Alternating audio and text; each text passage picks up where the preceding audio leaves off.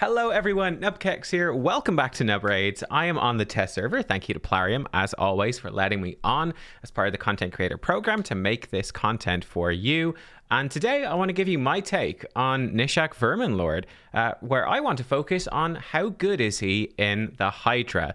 There's been plenty of other content creators have come in and shown him in nearly every other area of the game. I've actually not really seen anyone touch him in the Hydra.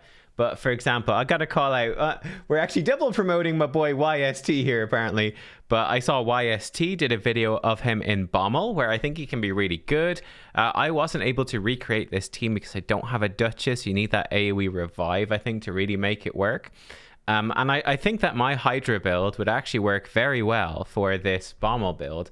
And then a very different build, again, YST has a whole video on this as well, which was the solo build, where this champion can actually solo Dragon, Minotaur, Ice Golem in pretty darn good time.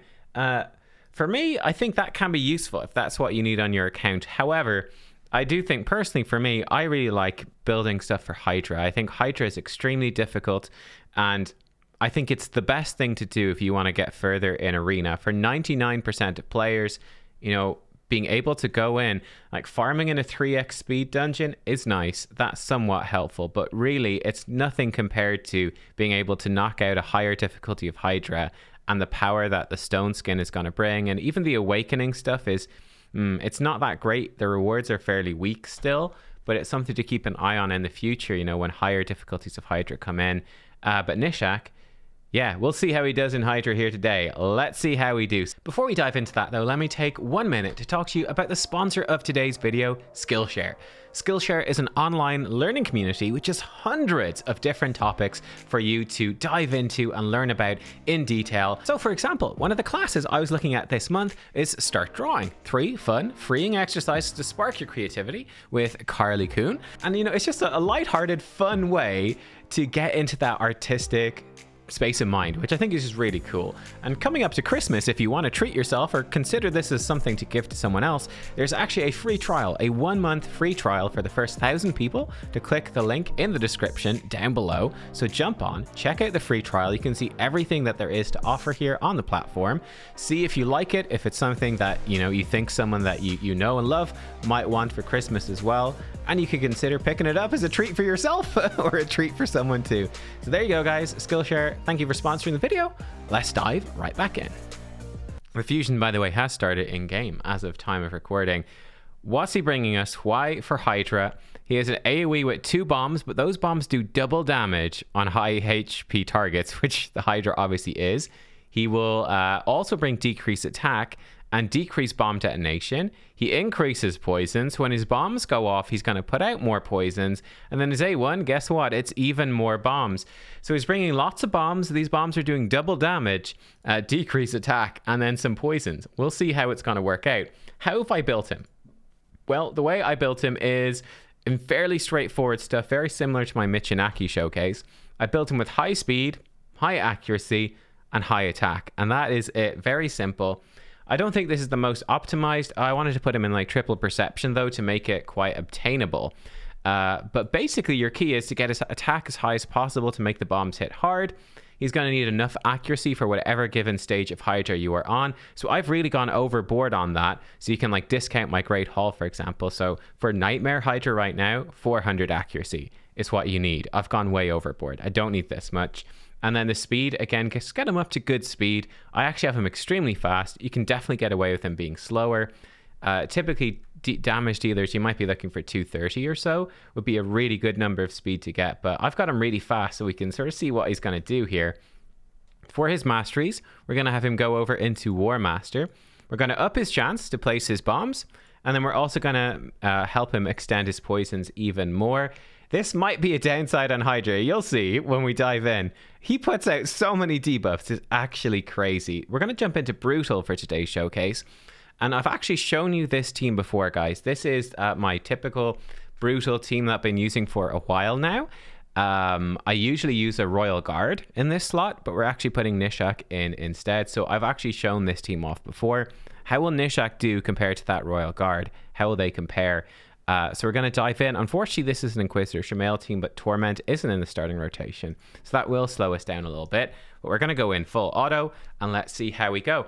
I think the important things that you want to bring on a team with Gnishak, and this should work full auto, increase attack is going to be really good. You can see ours isn't quite synced up, unfortunately, here with the, because he's so fast, right? I built him really quick. So he's not going to have increased attack on that initial set of bombs. We're going to want to increase attack. Boom. You can see how much damage those initial bombs did. We're going to need to regroup. We need, what's his name? We need Nekmothar. He's in a provoke set. We need him to provoke turn 1 because we need to block the poison cloud. So might have to rerun it a few times. Affinity, as you can see as well, is an issue. He can't hit green affinity very well, so that's going to slow you down. Let me pause it. I'll rerun it until we get the provoke on turn 1. So I'll be back when we have. Hey, there we go. Okay, we got the provoke there at Nekmothar. So this actually works a lot better when he has. We didn't land the burn. That's a little unlucky, but hey, there you are. So what we're looking for, we're not going to get as much damage out because we don't have the weaken, but getting a weaken out, weaken is going to massively up the damage of the bombs. So we can see these bombs are doing okay damage, but really it's the consistent damage that is going to be, I think, really, really good from Gnishak. You can see the damage is already starting to ramp up a little bit, and we do have some of those poisons going out, and these are protected poisons. These will not go away when this head cleanses, and he is going to cleanse. This is the biggest problem I found with Gnishak, is that his bombs do tons of damage, but actually that passive to replace bombs with poisons is very awkward for Head of Decay, because this head cleanses, but, well, I mean, fairly obvious, right? It's an issue, is that you can't land the provoke on him when his whole bar gets filled up with these other debuffs. So that's definitely a problem that you can run into, very much so. Like, he literally fills up these debuff bars so quick just by himself on all the heads that are vulnerable to poison. The poison will add up to some decent damage, though, to be fair, on Head of Suffering, the Fear head as well. It will sort of fill up that debuff bar, which can be good or bad, depending on your team comp. And then he's going to fill up Decay as well, which is hit or miss. But I think we are still going to be able to make it work and find success. So yeah, in this case, we might be... that's a little bit unfortunate. They spread all that stuff around. Well, we should still be fine with this team. We're going to come in. He's laying out more bombs. Fantastic. Let's go. But yeah, look, this is basically how it works. You can see the damage is ramping up just slowly but surely. And the poisons are spreading. We've got 6 poisons on this head right now. Luckily, the thing about Hydra is that they will take turns, right? You can't stop them taking turns. So they will outrun these debuffs eventually. And especially he blows up the bombs himself. So you will get back around to your bombs. You will be able to get this other stuff up. But yeah, I think, for example, Head of Decay is once again locked out of being provoked. So he is going to put a shield on this head this time. Yeah, we've already done about 4 million damage, though, in about 10 turns. In about 2 minutes, we're going on full auto right here, right now. So we are just fine and dandy with that. We're actually in like a nice spot right now where we don't care about we don't care about the cleanse. So we're just going to let this head go.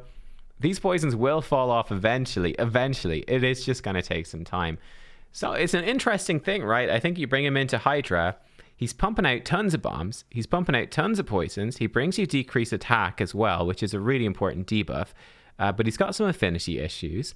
And probably the biggest issue is filling up those debuff bars, which can be detrimental for sure. I think he's definitely a good combo, let's say Kantra, who provokes when their debuff bar has at least 5 debuffs in it. Like, he basically enables that all by himself, which is actually quite good. We're going to need the revive out here. Nice healing from our boy Archbishop, keeping us in the game. There's the revive. That actually synced up quite well. A little bit lucky. This team right here is a lot better as well, guys. Oh, let's target this head just to make sure we get out of this. This team works a lot better when the Head of Torment comes in. So we'll see if Head of Torment can come in and we can really see that pop off. We're going to get a cleanse right here. And this is one thing I do like, is this Head of Torment can be a difficult one to kill. But those poisons are still on, and those poisons are going to help us to actually, break this guy free, which is pretty cool. There's some bombs. He's going to decrease the bombs. We're going to see when Head of Torment gets a turn. Again, we didn't have increased attack. The bombs aren't doing the max damage possible. We don't have weaken out. But when he takes a turn, we're going to see a very big chunk come out of this green bar. Not sure if it's going to do the whole thing because he doesn't have increased attack, but it's going to do close to it. It's going to do a good chunk of damage, and we're absolutely whittling all these heads down. Sisia does do a lot of damage as well. But let's see how it goes. Here we go. Okay, this burn is going to help us. Look at that. You see all that damage. We just burst through that green bar in one turn, and that was from Gnishak. The bombs certainly helped, but those poisons, the protected ones, that's one of the advantages right there. It does actually do quite a bit. It does. It's surprisingly potent, actually. And one thing to point out as well, I do think if you had a Cantra or something like that, you could absolutely run Gnishak. You could absolutely run him. And look at the debuffs. Look at this. It's just mental. Run him in the lead might be something you could do. Though, again, the issue you're going to run into is just, the debuffs for days is going to be overwhelming. But he will do absolutely crazy amounts of damage if you do leave him in the lead. I can tell you that much right now. Right, this is a perfect situation. One of the fun things is that you can bomb these decapitated heads because he reduces the bomb cooldown, but it's difficult to do. You're more so going to see that against slower heads, right? So, for example, this head is going to respawn without the bomb going off. Hey, there we go. It's the Head of Torment. That's exactly what we want to see. This is going to help our provokes be a lot more consistent. So we're not going to have to worry about those cleanses. We're going to lose less bomb damage, have more uptime on weaken and decrease defense. Kaboom. He's put them out. He's reducing the cooldown. How many? Well, I think we've got too many debuffs. I don't think we can provoke. Oh, no. Look at that. We've got no debuffs left. The bar is filled. So the cleanse is going to come in. I actually think with this sort of team, you could, for example, run Necmo. And apart from that first turn where you need to stop the poison cloud, you could totally run Necmo and like just a relentless set instead with this team. I know a lot of people do anyway. And just don't bring a provoke at all. And just accept that he's going to cleanse, but that you're going to do so much damage, it's not even going to matter. But you can see how this starts to work now. We're really starting to run away with things. I wonder, will he cleanse or will... Actually, this should be interesting. No, he's just going to get stunned. Look at that. So much damage from the bombs, from the poisons. So much damage that he just got stunned. He couldn't even cleanse. And his debuff bar is full once again, though. So he will cleanse. But look at this. Poisons for days. And it will add up. It actually will add up here to some nifty little damage. Look, guys, I think you see how he works. You get the idea, right? You see how this team works. There's not really any more surprises. You see the pros, you see the cons. What I'm going to do, I'm going to let this one run out. I'm going to leave it full auto. I will just continue to target heads when they devour a champion. I think that's fairly fair. And you'll sort of see how it goes. Let's just see this one more cleanse here. Like, how much damage is he going to take from poisons? Let's see. We'll see the damage ticks in a second. It's a decent chunk of damage from poisons. And look at this. This head is like entirely full of poison. It's absolutely ridiculous. Now, he can do double turns, so he will outrun them, which is, decent. So that's pretty good. Filling up this head with poison is very good with Inquisitor Shamail. Look, you see how it works? I'll be right back after I've finished the run. Lay your predictions in now. I'm curious. What do you guys think we're going to do? How much damage is our boy going to do? Let's target the sphere head. Just make sure we break him free. I'll be right back. See you in a minute. Oh, actually, okay. We've got a new twist, which is the Head of Wrath coming in. New twist right there. Another thing to point out, so decrease attack is super important against Head of Wrath. We actually have multiple sources. All three of these champions bring very consistent decrease attack. So with this particular team, we're losing out on that value with our boy. The main problem I found with Wrath, and we'll see it in a minute, is that his A1 actually puts decrease attack. So that really reduces the damage we're going to do with our bombs. So that is definitely a problem with this champion that I have found, is that the decrease attack, if you don't have a cleanse, which I don't actually have a cleanse or block debuffs with this team, that decrease attack is really going to reduce our damage. So that can be a big issue, especially when we're negative affinity. He's also going to kill him fairly often as well, as you can see, because he is positive affinity, so he can crit him. We've not built our guy to be very tanky at all. So we're gonna be sitting on the floor a little bit during this run. It's gonna happen. So that's something to watch out for. Again, I'll be right back, guys. See you in a minute. Okay, I'm back, guys. So that actually took way longer than I thought.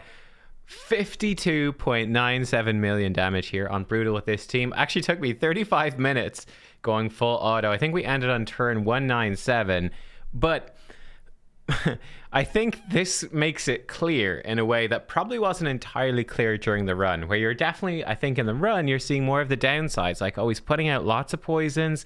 He's filling up the debuff bar. Is it good? Is it bad? I mean, we just did 21.6 million damage from Gnishak alone. So Nekmothar, being boosted by Inquisitor Shamael and with Brimstone, did 8.8. Sissia did 11. You see, our other champs are doing about this much. You know, in terms of damage, Gnishak absolutely is pumping out the damage. There is no question. This guy is a DPS monster for Hydra, and he brings you the decreased attack as well, which is very, very useful. So yeah, I honestly think for Hydra, clearly this guy is very, very good. He's a great champion, really strong.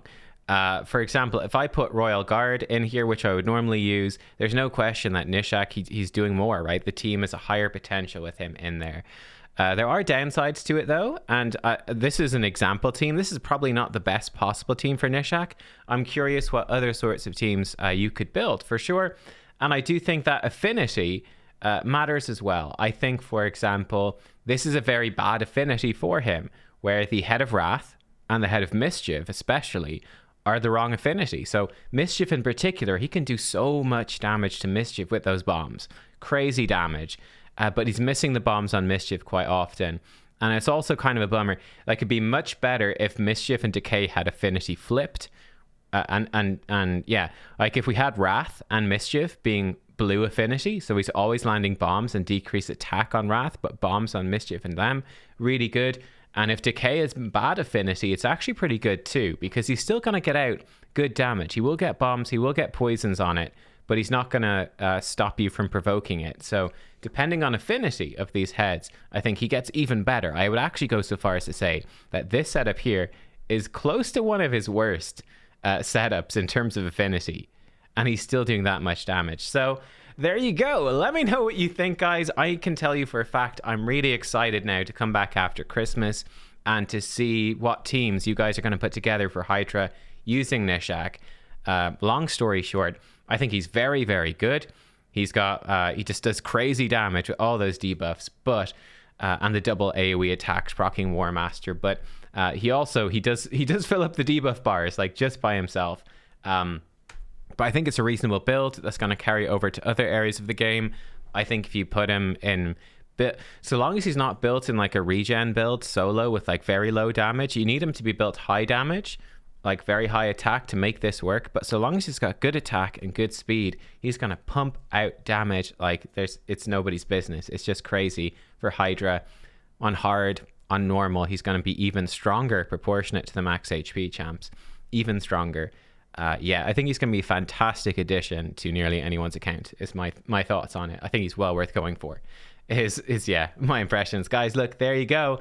Gnishak Verminlord actually turns out to be kind of a monster for Hydra. Damage machine. Thanks for watching. I hope you enjoyed. I'll see you all next time. Bye-bye.